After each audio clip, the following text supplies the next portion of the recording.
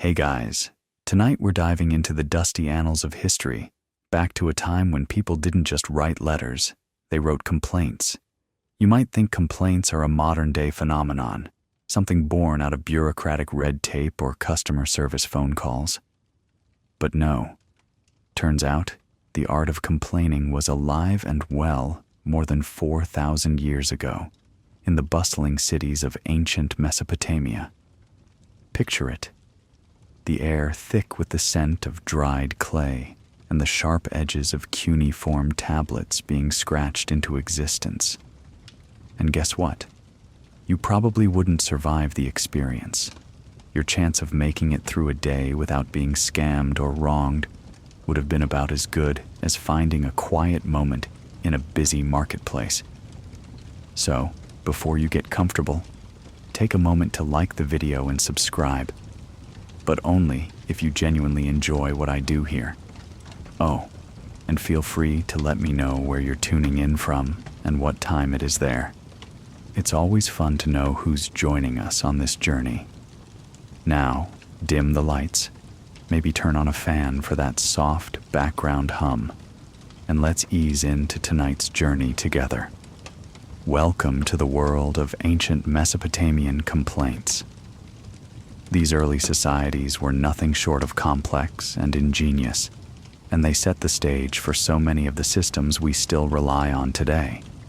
But long before you could file a complaint on a website or scribble a note to customer service, the people of Mesopotamia were already figuring out how to air grievances, resolve disputes, and, yes, hold people accountable.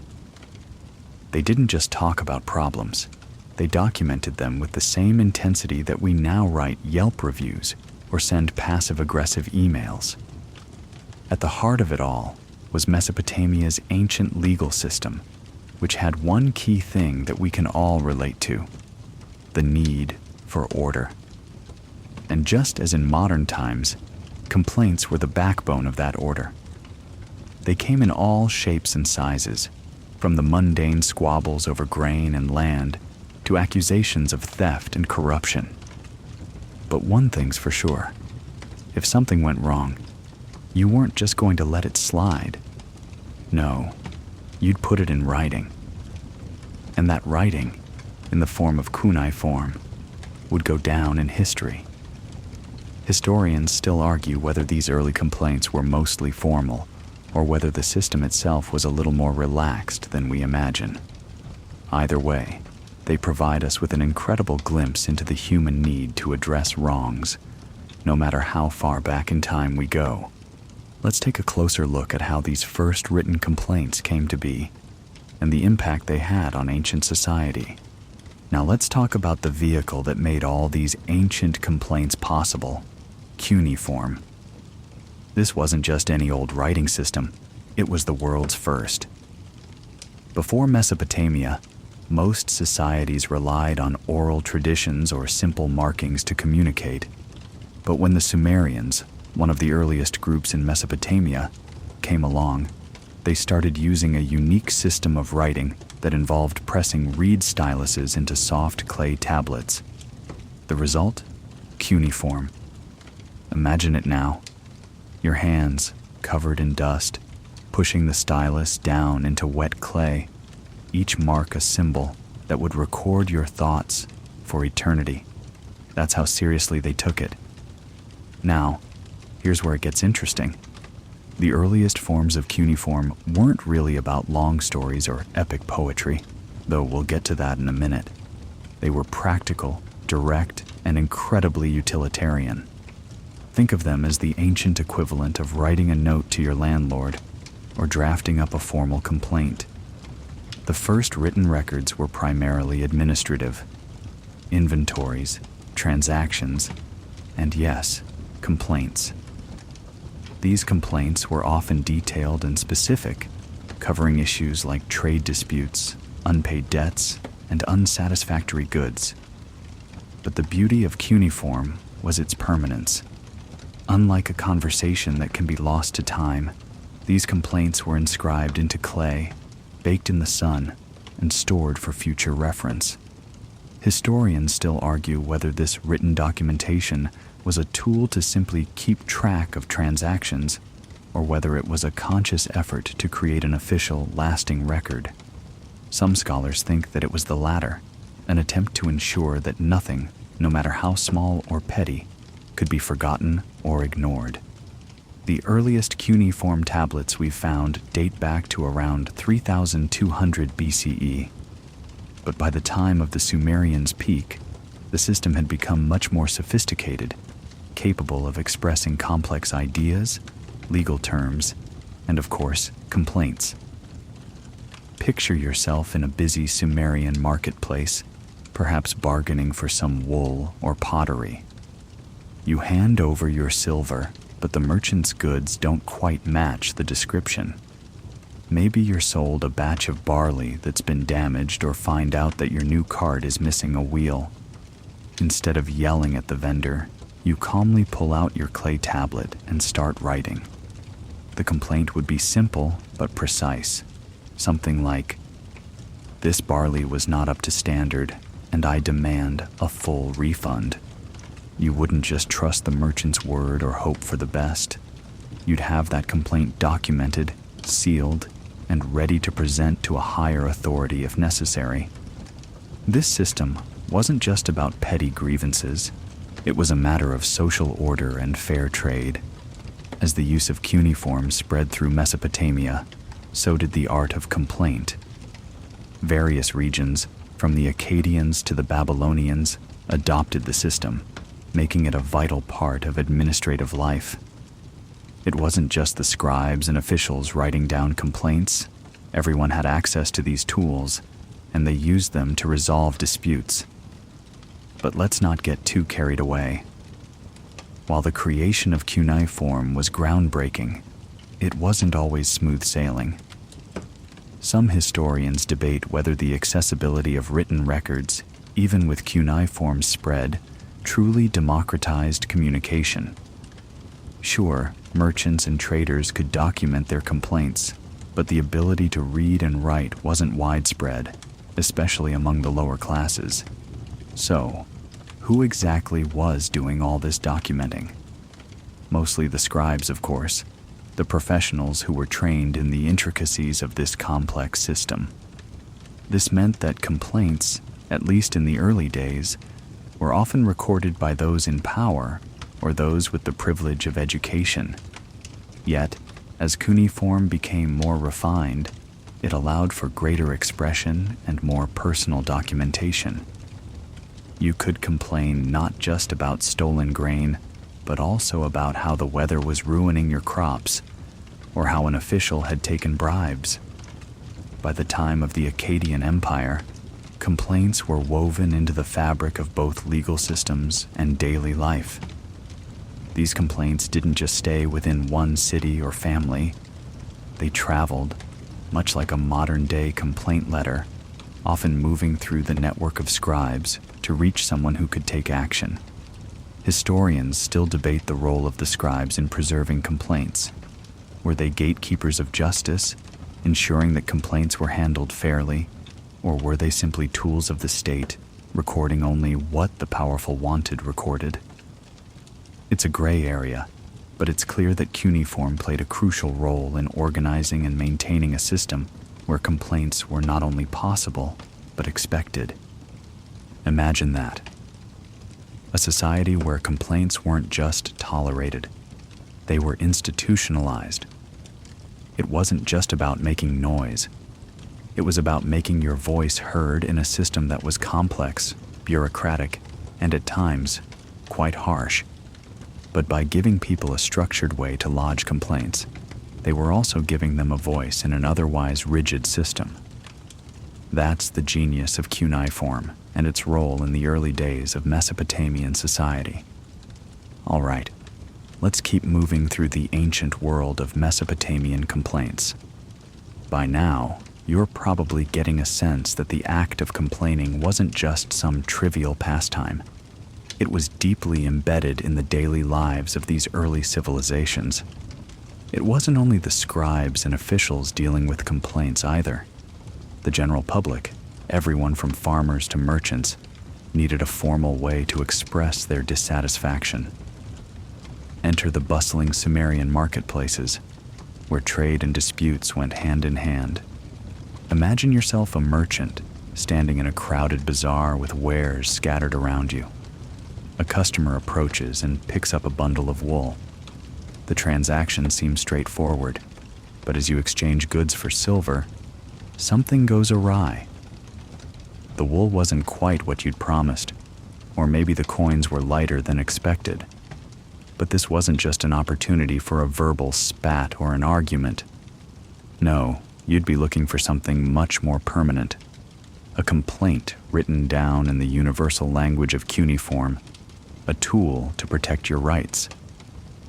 Historians still argue whether the presence of such written complaints was a sign of a well-functioning society or a sign of mistrust in everyday interactions. Some suggest that these complaints reveal an underlying culture of suspicion and dishonesty, while others see them as an early form of accountability in a complex social structure. Either way, it's clear that trade and the disputes that came with it were a key reason why these early complaints became so important. Beyond the marketplace, complaints also played a significant role in the development of Sumerian and Mesopotamian law. These complaints often made their way to the ears of officials or even rulers, who would then have to decide whether a person had been wronged and how the dispute should be resolved. This legal process would eventually lead to the development of one of the world's first codified legal systems, the Code of Ur-Nammu. Now let's pause for a moment. When we think about the ancient world, we often imagine simple, rigid systems where everyone had a fixed place and little room to argue. But in truth, these complaints and the formalized systems used to resolve them suggest a much more nuanced society. Not only did Mesopotamians have the legal infrastructure to settle disputes, but they also had a culture that valued fairness, order, and accountability. For instance, take the complaints regarding faulty goods.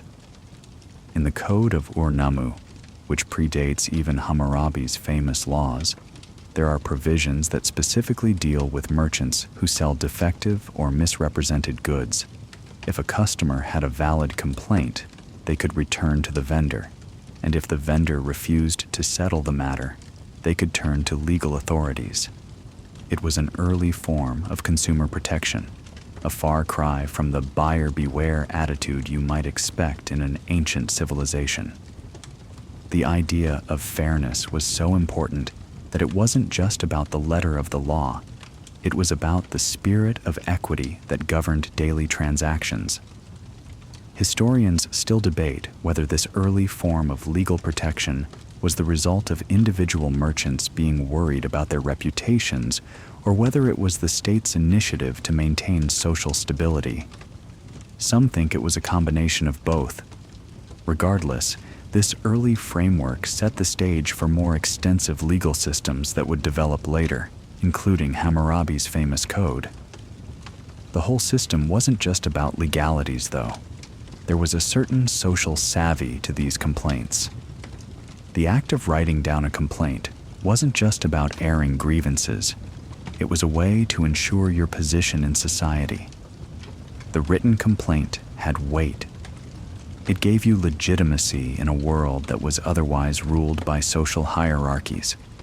And it wasn't just merchants who used the system. Anyone who felt wronged, whether by a neighbor, an official, or a business, could turn to cuneiform as a tool of justice. Now, you might think that complaints in Mesopotamia were mostly about legal matters or disputes over goods and services, but there was a much broader range of issues that people brought up. There were complaints about public officials, about unfair taxation, and even about religious matters. After all, in Mesopotamia, religion and politics weren't separate. The gods were deeply involved in every aspect of life, and people didn't hesitate to voice their concerns about divine matters either. Let's take the example of a religious complaint. Perhaps someone felt that a temple priest wasn't performing the proper rituals or was misusing temple funds. This could easily make its way into a written complaint, which would then be reviewed by religious authorities. Imagine being the priest who received one of these complaints. You'd have to answer to not only the human authorities, but also to divine judgment. In a society so steeped in religion, a complaint against a religious figure was serious business. It wasn't just about resolving a personal dispute. It was about the moral and spiritual health of the community. This blending of the sacred and the secular might seem strange to us today, but in Mesopotamia, it was part of the fabric of daily life. Complaints didn't only deal with worldly matters. They were also a way to ensure that the divine order was upheld. It was a system that held both human and divine leaders accountable. Historians still debate whether the religious aspect of these complaints made them more effective or whether it served to limit people's ability to criticize the authorities. Regardless, the combination of legal and religious complaint systems allowed the Mesopotamians to craft a complex system of checks and balances, one that extended from the marketplace all the way up to the gods themselves. Now that we've explored the role of complaints in the marketplace and legal systems, let's dive into one of the most famous examples of complaint-driven justice in Mesopotamia, the Code of Hammurabi. This law code, which dates back to around 1754 BCE, is one of the oldest and most comprehensive legal documents in human history. And guess what? It's full of complaints. Yes, written complaints that were put into a legal framework to resolve disputes and maintain order. You could almost call it the ancient equivalent of today's legal complaints, but with far more severe consequences for the guilty party. The Code of Hammurabi was an eye-opener, not only because of the way it shaped legal systems, but because it laid out very specific provisions on how complaints should be handled. Picture yourself as a Babylonian citizen, trying to figure out whether you have grounds to lodge a complaint. Perhaps you're a farmer whose neighbor has flooded your field by opening a water gate too early. Or maybe you're a tradesman who's been swindled out of goods. You would refer to the laws, many of which were designed to address these very types of complaints. Historians still argue over whether Hammurabi's laws were truly as fair and equitable as they appear, or if they were just a reflection of the king's attempt to consolidate power. Some say that the strict an eye for an eye philosophy of the code made it easier for the king to assert his control over his subjects. After all, a well-regulated, strict system of laws can be an excellent tool for a ruler looking to cement their authority. Others argue that Hammurabi was merely trying to create a more just and balanced society. No matter where you land in that debate, one thing is certain. The laws were built around the idea that people had a right to complain when they were wronged. And it wasn't just an abstract right. It was a right backed by real legal recourse. The famous eye for an eye principle meant that if you were wronged, the punishment would fit the crime. If someone caused damage to your property, for instance, the law dictated that they would have to compensate you for the loss, often in the same form, e.g., grain for grain. This wasn't a society where you simply had to accept injustice. Instead, complaints were a necessary tool to maintain order and fairness.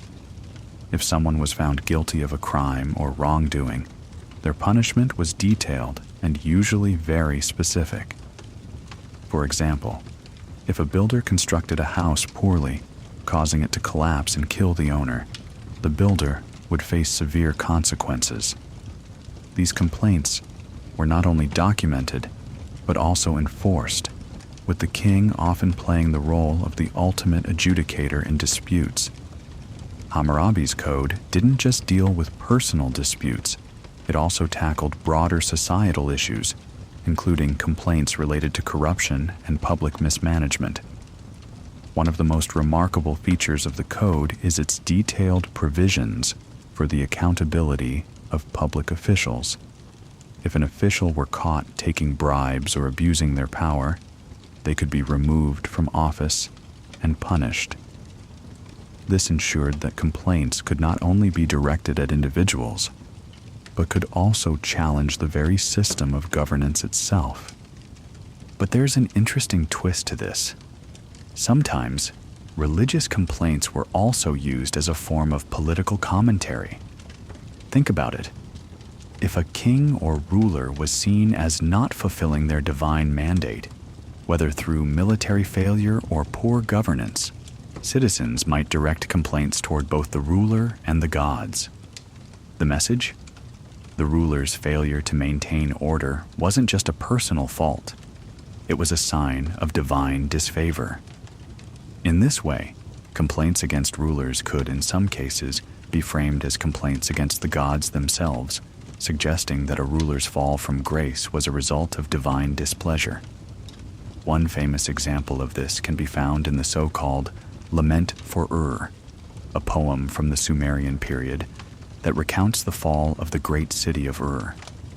The poem is not just a mournful cry over the loss of a powerful city. It is also a complaint against the gods for allowing such a disaster to happen. The gods are portrayed as distant and uncaring, abandoning the people of Ur to their fate. This complaint, expressed in the form of a lamentation, was a way for the Sumerians to process their suffering, but it also served as a means of questioning divine authority. This blending of religious and political complaints was a powerful tool for the Mesopotamians. It allowed them to express dissatisfaction not only with earthly rulers, but with the divine order itself. Complaints could be seen as an assertion of agency in a society where most people had little control over their destinies. If you couldn't change your circumstances through political action, you could at least challenge the gods through complaint, placing your grievances before them and demanding that they intervene on your behalf. Historians still argue whether these religious complaints had any real impact on the gods, or if they were just rituals that reinforced the power structures in place.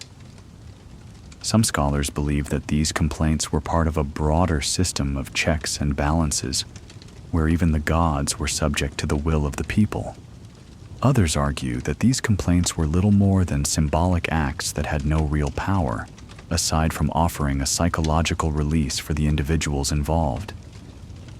Regardless of their actual effectiveness in swaying the gods, these religious complaints were an essential part of Mesopotamian life.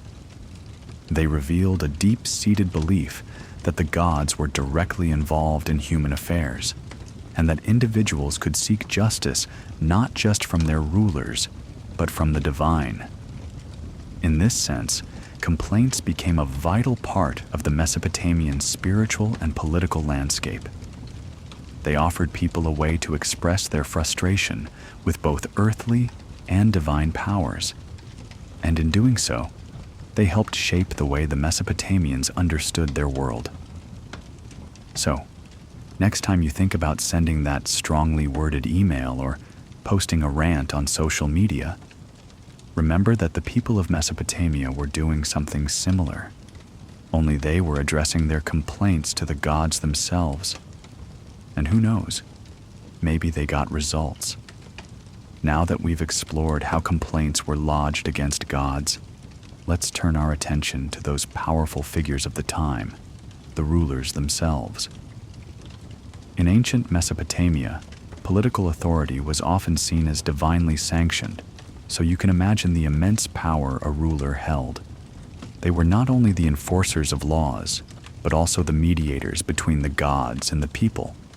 But even the mightiest kings were not exempt from complaints. In fact, complaints against rulers were an essential part of the Mesopotamian political system. Imagine yourself as a citizen in one of Mesopotamia's great city-states, say Babylon. Life is tough. There are taxes to pay, military campaigns to endure, and sometimes the king's decrees feel like they're squeezing the life out of you. But in this society, you don't just sit there fuming in silence. If the king's tax policies are unbearable, or if a military expedition goes awry and leaves your family struggling, there is a system in place where you can voice your dissatisfaction. This was where complaints against rulers came into play. Historians still debate the effectiveness of these complaints, however. Were they just ceremonial? Mere gestures to make it look like people had a voice? Or were they a genuine mechanism of accountability?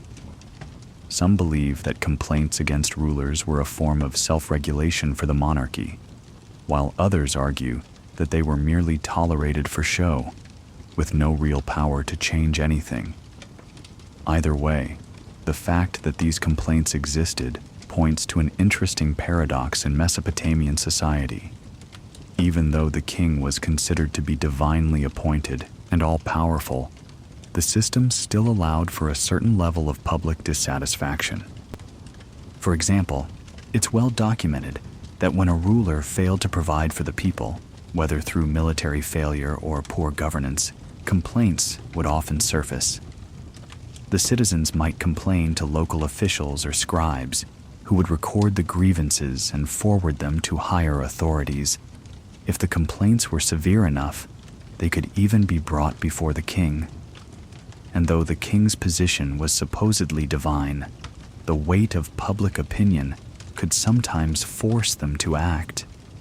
After all, if complaints grew loud enough, they might signal unrest that could threaten the stability of the kingdom. It wasn't just peasants or lower-class individuals who complained either. Rulers were often held accountable by their own peers, other elites and nobles, who had the means and power to express dissatisfaction. These complaints could take many forms, from petitions to public outcries. A ruler might face complaints about their failure to keep promises, their mishandling of military campaigns, or their unjust treatment of citizens. Sometimes these complaints would take the form of a formal petition, written by scribes and presented to the royal court. At other times, they might be more direct. Verbal complaints aired in public spaces, perhaps at the temple or in the marketplace, where royal representatives could hear them. Take, for instance, the story of Sennacherib, king of Assyria, who faced a great deal of dissatisfaction due to his military failures. After a failed campaign against Jerusalem, which left his army in disarray, Sennacherib returned home to find himself the subject of scathing public criticism. This wasn't just a private matter, it was openly discussed, and complaints about his leadership were heard from many quarters. The king's reaction to this backlash? He doubled down on his authority, of course. But the complaints didn't vanish, and they became part of his legacy. This public criticism of rulers can be seen in the broader context of how Mesopotamians used complaints to hold even the most powerful accountable. Complaints were one of the few tools available to challenge authority, and while they may not have always resulted in immediate change, they were a vital form of expression. The written complaint, whether aimed at a local merchant or the king himself, was a testament to the belief that power, even divine power, could be questioned. Another fascinating aspect of complaints against rulers is how they were sometimes used as a political tool. If a ruler faced criticism from a rival faction or an internal group seeking more power, complaints could be strategically deployed to weaken their position.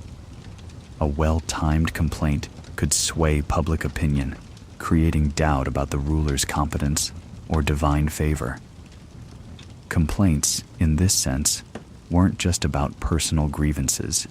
They could be weapons in the larger game of political maneuvering. Historians still argue over how much genuine power these complaints had. Were they a serious check on a ruler's power, or were they simply symbolic, with the king remaining as untouchable as ever?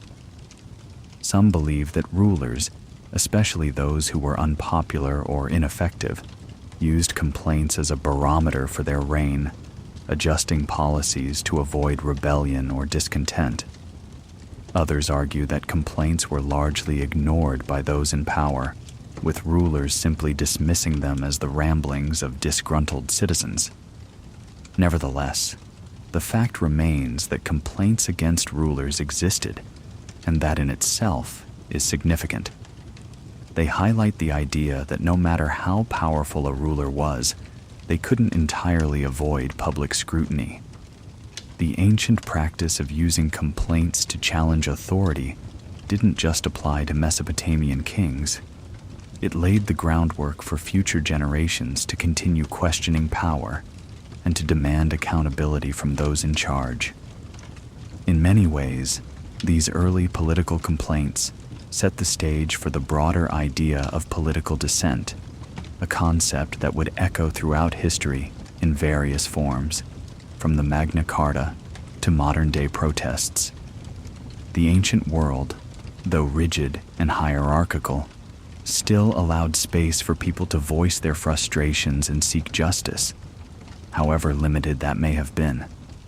Complaints were a tool for change, even if the process was slow, and even if the outcomes weren't always in the hands of the people. Let's shift gears for a moment and look at the unsung heroes of the complaint process, the scribes. These individuals were the glue that held the entire system together, the ones responsible for documenting complaints and ensuring that they made it to the appropriate parties. Without the scribes, all those complaints you've been reading about, the ones regarding merchants, rulers, and even the gods, would never have left the clay tablet. So, in a way, scribes were the original customer service agents, except they didn't just handle complaints. They were also responsible for keeping an entire society's legal and administrative functions running smoothly. To really appreciate the role of scribes, you need to understand the immense training and skill required to become one. Writing in cuneiform was no easy task. The script itself was complex, using hundreds of characters and symbols to represent sounds, words, or concepts. A scribe had to undergo years of training to master this art, and once they did, their work became essential to every aspect of life, from trade and commerce to legal matters, and of course, complaints. Historians still debate whether scribes were the true architects of the complaint process in Mesopotamian society. On one hand, scribes were the ones who transcribed and recorded complaints, ensuring they were formally documented. Without scribes, there would be no written record and no way for these complaints to be passed on to the authorities. However, some scholars argue that scribes were merely the tools of the elite, writing only the complaints that the powerful wanted documented. Whether the scribes had any real agency in deciding which complaints were worth recording is still a matter of scholarly discussion. However, it's clear that scribes were crucial in making sure that complaints reached the right ears. They worked in close collaboration with officials, merchants, and even royal courtiers to ensure that disputes were formally recorded and processed. But their role didn't stop at simply writing complaints down.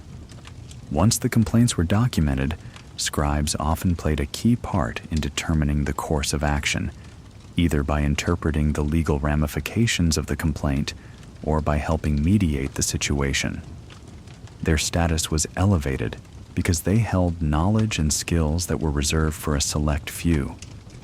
But the life of a scribe wasn't all formal legal proceedings and noble duties. In fact, many scribes also worked in the more mundane, yet equally important, field of commerce. Merchants would bring complaints about trades gone wrong, and scribes would document those grievances just as diligently as they did political or religious complaints. This means that, in many ways, scribes were the first mediators in the business world. If a trader was dissatisfied with their goods, or a customer had been cheated, it was the scribe who would ensure that the complaint was properly recorded, creating the necessary paperwork to move the issue through the appropriate channels. One of the fascinating aspects of this role is that it wasn't just about recording complaints. Scribes were also responsible for preserving them. In many cases, these records were stored in archives for future reference. This was particularly true for complaints that had significant legal or political implications. If a merchant lodged a complaint against an official for taking bribes, for example, that complaint could be preserved for years or even centuries to serve as a record of wrongdoing. These preserved records weren't just functional. They were also a way of ensuring that societal order was maintained over time. By keeping a permanent record of complaints, scribes created a history of the grievances and actions of the people. This meant that the same complaints could resurface generations later, providing context for future rulers or officials to better understand past injustices and avoid repeating them. In a way, scribes were the first archivists, storing complaints that could be used to hold people accountable long after the original event had passed. While scribes were often working on behalf of the ruling elite or the religious establishments, their work had a ripple effect that spread through the society. The act of recording complaints was not just about maintaining a legal record. It was about reinforcing the system that allowed for these complaints to exist in the first place. The scribes were part of the very framework that ensured complaints weren't just heard, but acted upon. In many ways, their work allowed for the very idea of justice to exist, transforming complaints from simple grievances into formal petitions that demanded resolution. Historians still debate the broader societal impact of scribes. Did they simply serve the interests of the powerful, or did they, in their own way, contribute to the democratization of the legal system?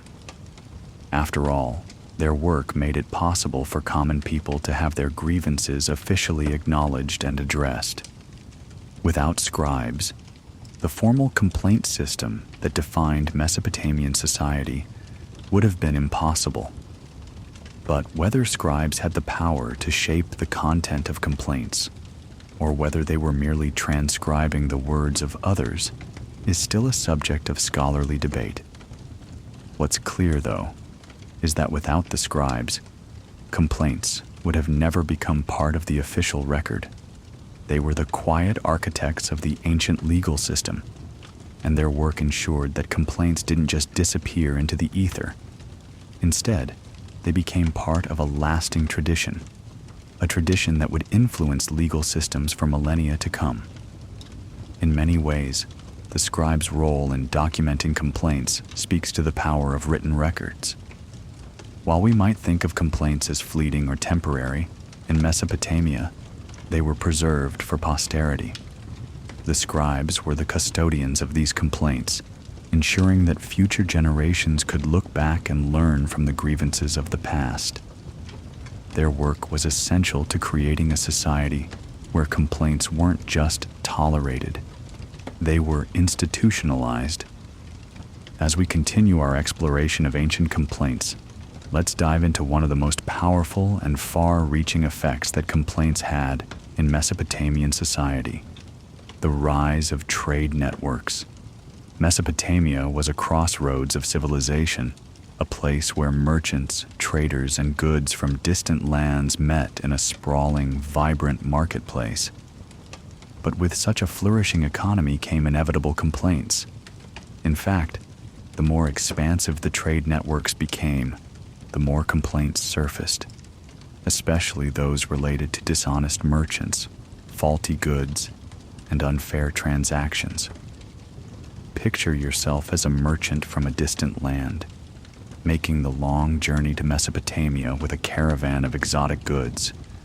You've crossed rivers, trudged through deserts, and dealt with all kinds of risks, only to arrive in the bustling marketplace to find that your trade partner claims your goods are subpar.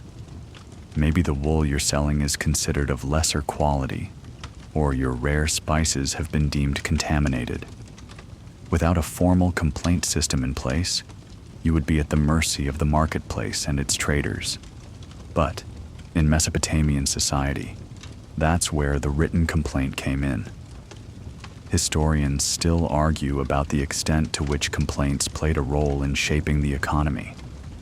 Some believe that the widespread use of complaints was one of the driving forces behind the establishment of laws and regulations that governed trade. These complaints were often formalized in writing and could be presented in court if the dispute wasn't resolved at the marketplace level. As trade became more complex, the written complaint became the way to ensure that both sides of a transaction were held accountable, keeping both the buyer and the seller honest. The role of scribes in this process cannot be overstated. In this context, scribes didn't just record complaints for legal purposes, they also helped mediate disputes between merchants and traders. These scribes acted as neutral parties, ensuring that complaints were documented correctly and that both sides had an equal opportunity to present their case. In a world where business was largely conducted through oral agreements, the ability to create a written record became a powerful tool for enforcing fairness. One fascinating aspect of these trade complaints was how they became a form of protection for both buyers and sellers. For example, if a buyer complained about the quality of goods, that complaint would often be recorded and stored in an official archive. If the buyer was later accused of making a false claim, they could be held accountable for their actions. Similarly, if a merchant was accused of fraud or misrepresentation, they could be fined or forced to provide compensation. These written records of complaints were crucial in maintaining the integrity of the marketplace and ensuring that business was conducted fairly. The sheer volume of trade-related complaints highlights the growth of Mesopotamian commerce. With an expanding network of trade routes stretching from the Mediterranean to the Indus Valley, it's no surprise that disputes became more frequent. Merchants from different cultures had different expectations and practices, leading to inevitable misunderstandings. Some scholars argue that the legal systems that developed in Mesopotamia, especially those concerning complaints about trade, were among the earliest forms of consumer protection laws. In a way, the complaints were a kind of ancient customer feedback, but with real consequences for those who didn't play fair. It wasn't just about resolving individual disputes. Complaints helped shape the larger structure of commerce in Mesopotamia. They led to the development of standardized contracts, trade regulations, and even the first forms of financial compensation. For example, the Code of Hammurabi contains numerous provisions related to trade, addressing everything from the quality of goods to the resolution of disputes between merchants. One of the most remarkable aspects of this code is that it set penalties for merchants who sold goods that didn't meet agreed-upon standards, offering a form of legal recourse for consumers. In some cases, these complaints even extended beyond the marketplace. As trade networks grew, it became increasingly important for merchants to have contracts that spelled out exactly what was expected in terms of the goods being exchanged. Written complaints against a contract violation could lead to legal action, forcing the offending party to fulfill their agreement or pay compensation. This was one of the earliest examples of contract law, where a written agreement and the complaint process was used as a safeguard to ensure fairness. Historians still argue about the extent to which these trade-related complaints influenced the broader legal framework of ancient Mesopotamia. Were these complaints merely symptomatic of a system still in its infancy, or did they actively contribute to the formation of modern contract law? Some scholars believe that the complaint system was an early precursor to modern legal protections, while others suggest that the formalization of trade-related complaints simply served the needs of the elite merchant class, with little benefit for the average person. Either way, It's clear that these complaints were part of a larger system that promoted fairness, transparency, and accountability in the marketplace. The complaints about trade were not just about money. They were about maintaining a system where people could rely on their business transactions.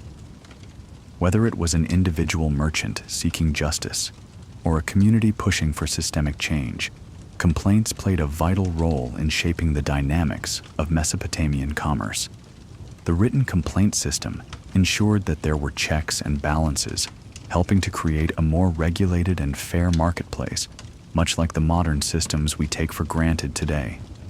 And so, the humble complaint, whether written on a clay tablet or whispered in a merchant's ear, became a cornerstone of Mesopotamian trade.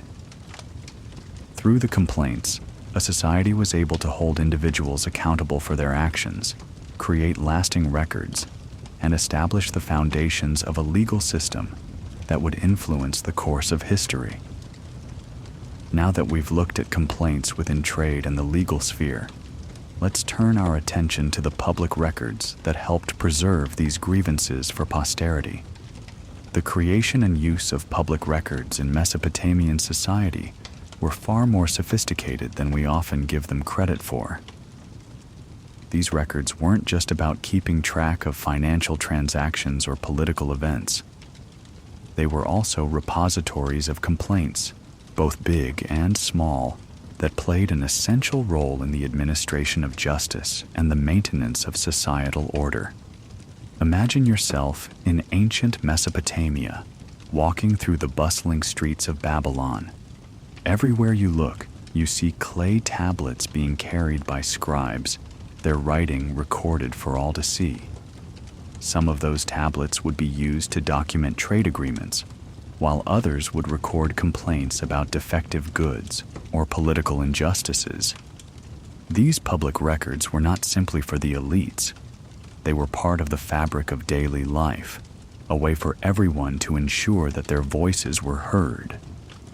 Historians still argue whether public records were genuinely accessible to all, or if they were primarily reserved for the elites and the scribes who worked for them. Some scholars believe that the vast majority of people in ancient Mesopotamia had no access to these records and relied instead on oral traditions to pass down their grievances.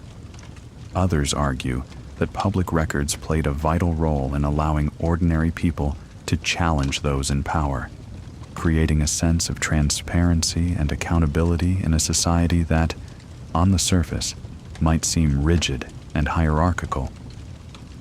The most significant public records were housed in temple archives or royal libraries, and these repositories contained everything from religious texts to legal codes to, yes, complaints.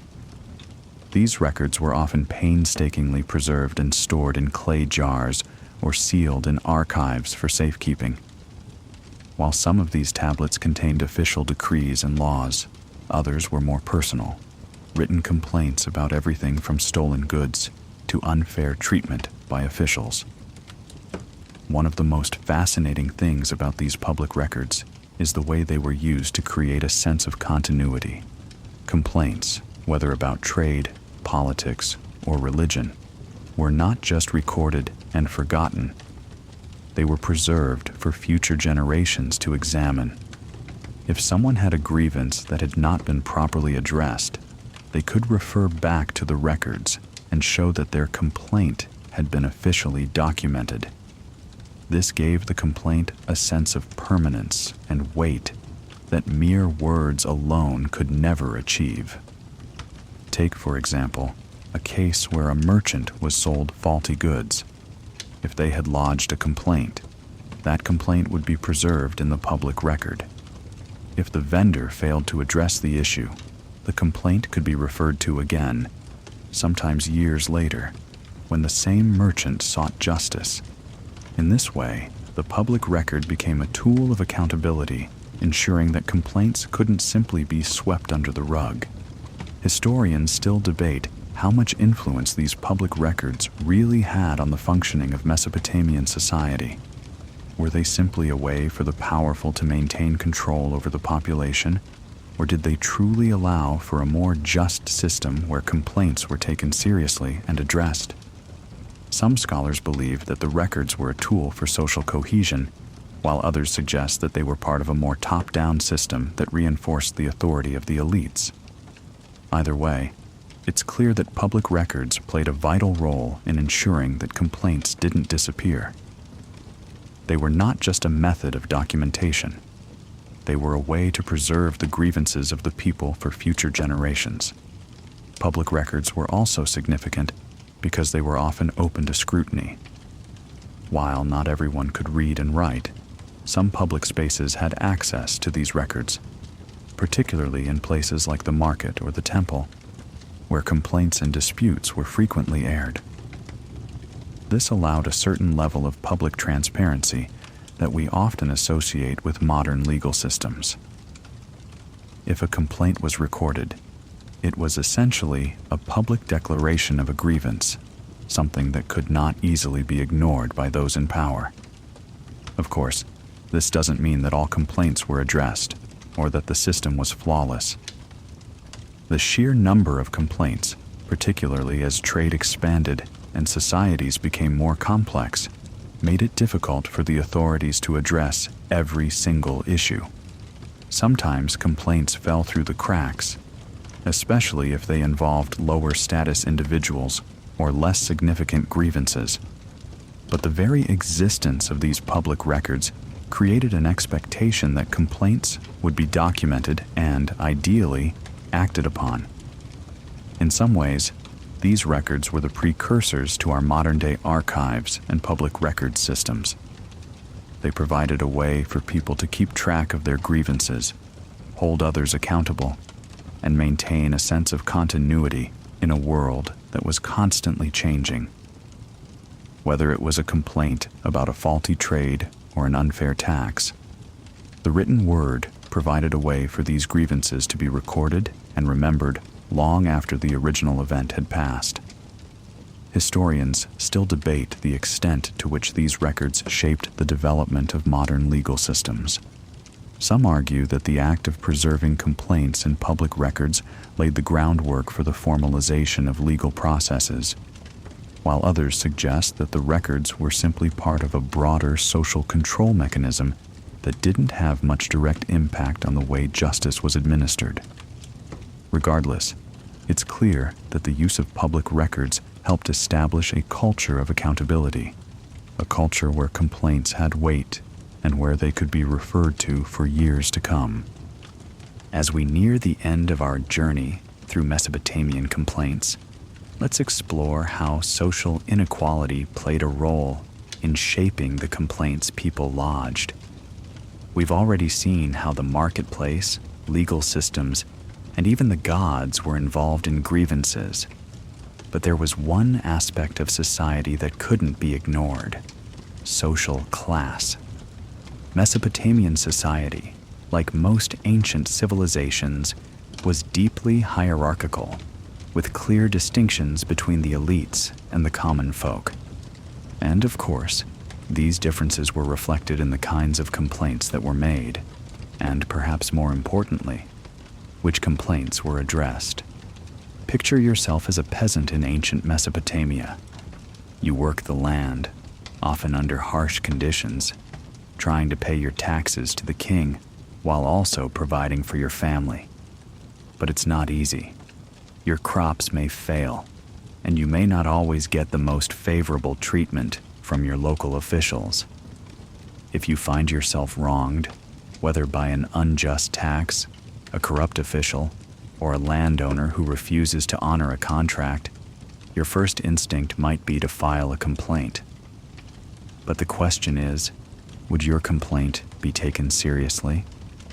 Historians still argue whether the complaints of lower-class individuals had the same weight as those of elites. Some scholars argue that complaints from the lower classes were often dismissed or ignored because they came from those without power. In a system where elites held much of the authority, complaints from peasants or laborers might have been viewed as less significant.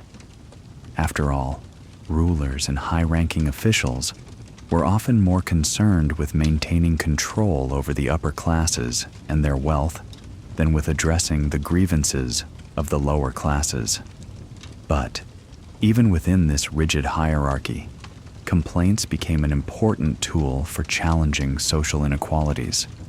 If a lower-class individual had a grievance, whether about unfair taxation, land disputes, or mistreatment by an official, they could take their complaint to a scribe or a temple and have it documented.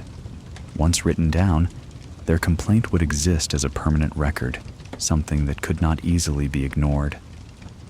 It's this formalization of complaints that gave them a certain power, even for those without wealth or status.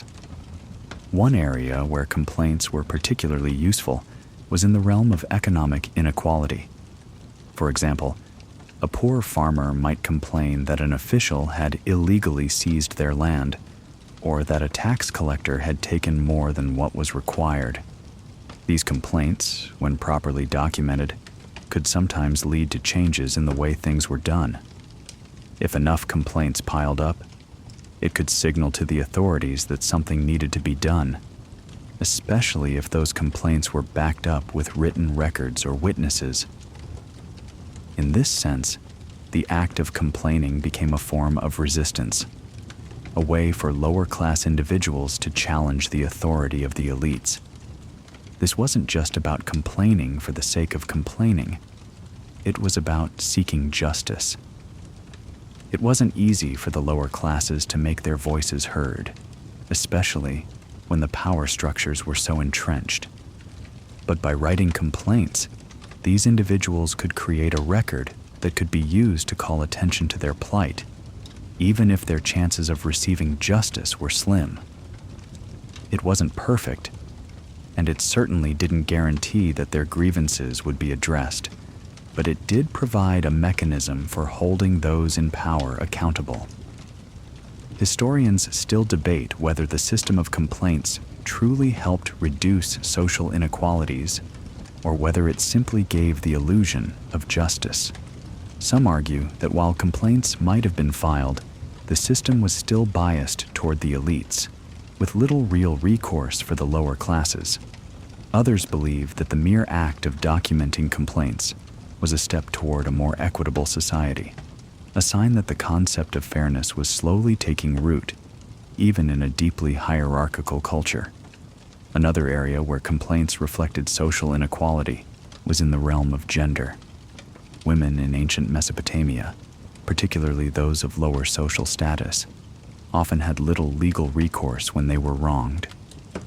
Complaints related to marriage, inheritance, or domestic abuse were not always taken seriously, especially if they were made by women in the lower classes. However, there were exceptions. For instance, women from higher status families sometimes had more success in lodging complaints, particularly when it came to issues of property or inheritance. These complaints would be recorded, and, if justified, they could lead to changes in the way women were treated under the law. This idea of complaints as a form of social commentary is perhaps most evident in the way that people used complaints to challenge the status quo. In many cases, complaints weren't just about seeking compensation or resolving disputes. They were about demanding change. Whether it was a complaint against unfair taxation, a corrupt official, or even a faulty law, these written grievances were a way to make a statement about what the society valued and what it was willing to tolerate. Historians still argue whether this type of complaint-driven activism was truly effective or whether it was simply a form of lip service. Some believe that complaints were largely ignored or silenced by those in power, while others argue that the very act of complaining in a formalized, recorded way was a way to assert one's voice, even if it didn't always result in tangible change. What's clear, however, is that these complaints, whether personal or political, were an essential part of the fabric of Mesopotamian society. They were how people navigated the complexities of power justice, and authority. In some ways, these complaints foreshadowed the role of protest and dissent in later societies. While the power dynamics in Mesopotamian society were significantly different from those in the modern world, the act of complaining in a structured, formalized way was an early form of political engagement. It wasn't just about expressing dissatisfaction. It was about creating a record that could be used to challenge the system and hold those in power accountable. In that sense, these complaints can be seen as the earliest forms of political expression, a way for individuals to assert their rights, even in a society where they had limited power.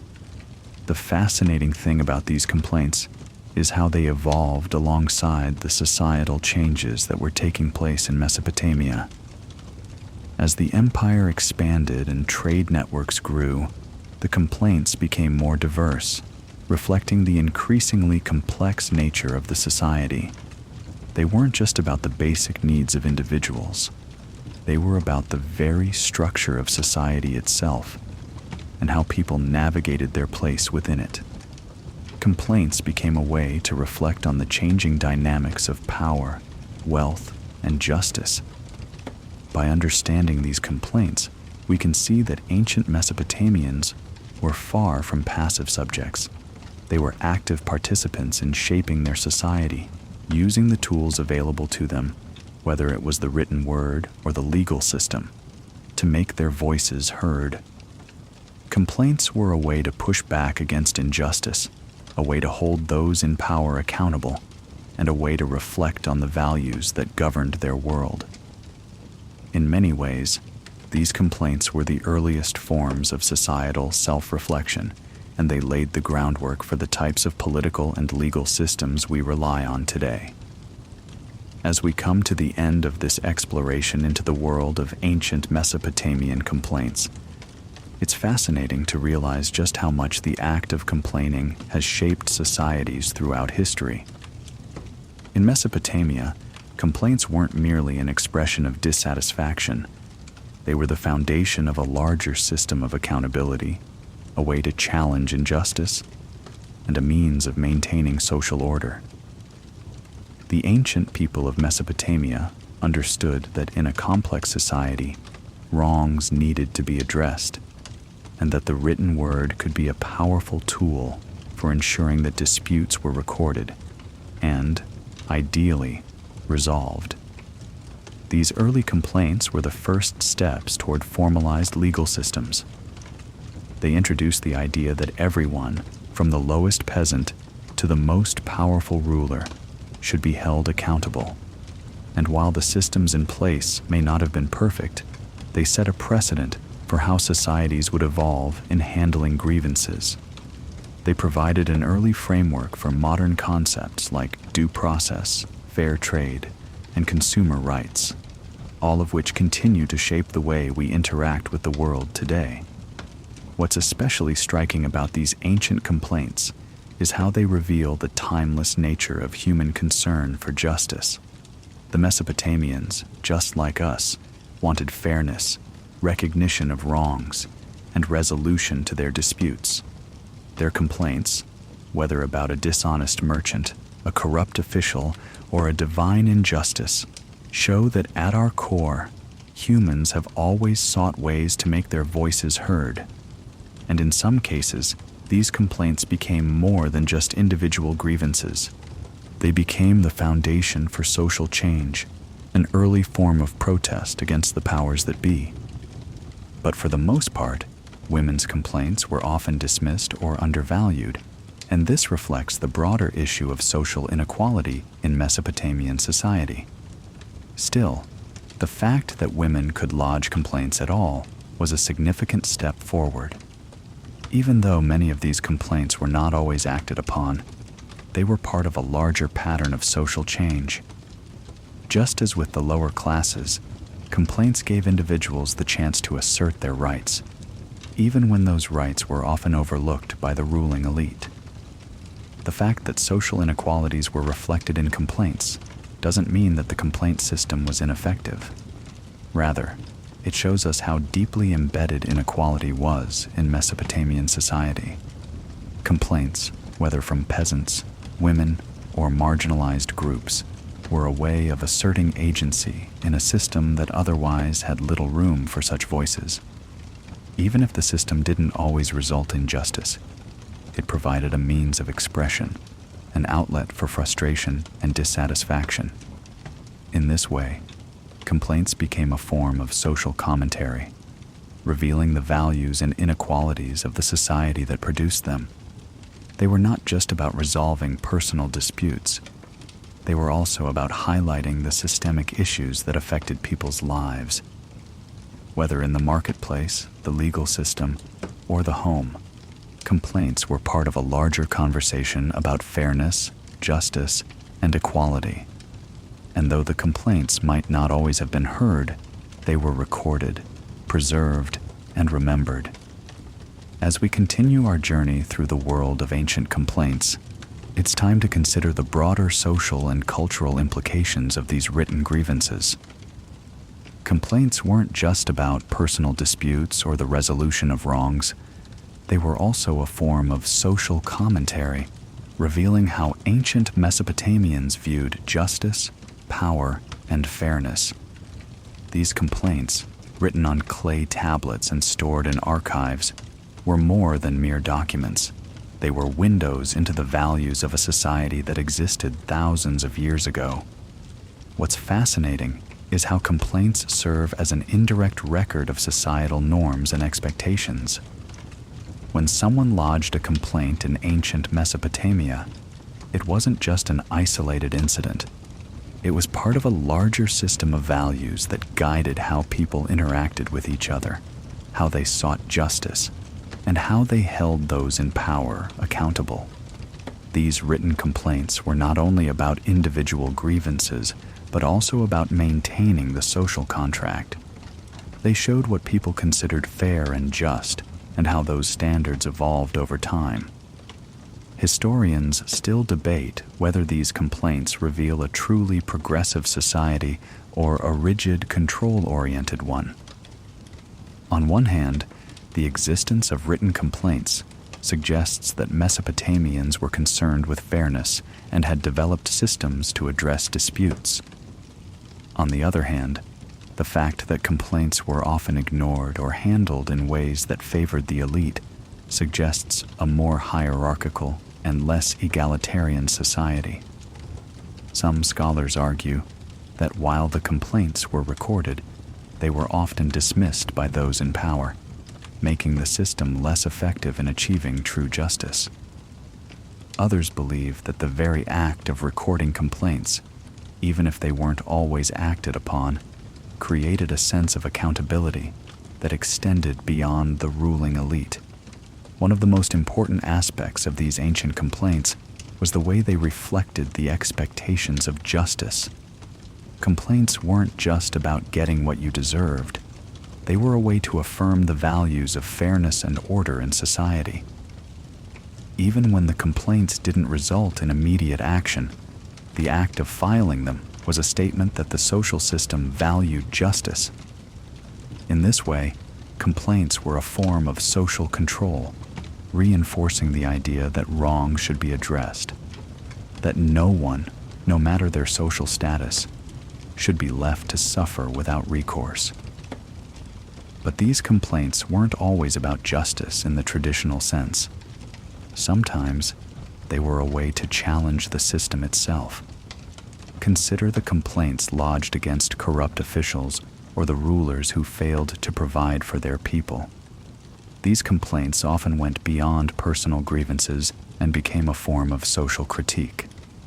They reflected a growing awareness of power imbalances as people began to question the legitimacy of the rulers and the fairness of the systems that upheld them. In this way, complaints became a tool not just for seeking justice, but for pushing back against a system that some saw as unjust or corrupt. Though Mesopotamian complaints were written in clay and recorded by scribes, their echoes are still with us today. We can trace the lineage of our own legal systems, consumer protection laws, and even the modern idea of public accountability back to the ancient world, to those first complaints written by the people of Mesopotamia. Their insistence on being heard, their desire for fairness, and their drive to document and resolve conflicts laid the groundwork for the societies that followed, and, in many ways, for the world we live in today. As we wrap up this journey, take a moment to reflect on how much has changed and how much remains the same. Whether in ancient Mesopotamia or in the present day, complaints have always been a way for people to assert their rights, to demand justice, and to ensure that the powerful are held accountable. And while we may no longer carve our grievances into clay tablets, the fundamental human desire for fairness and resolution remains as strong as ever. Now, as we bring this to a close, I hope you've gained a deeper appreciation for the origins of our legal systems and the timeless nature of complaints. From ancient tablets to modern courtrooms, the need to address wrongs and seek justice is something that connects us all across time and space. So next time you feel the urge to complain, remember, this practice goes way back, and it's part of a long tradition of holding the world to account.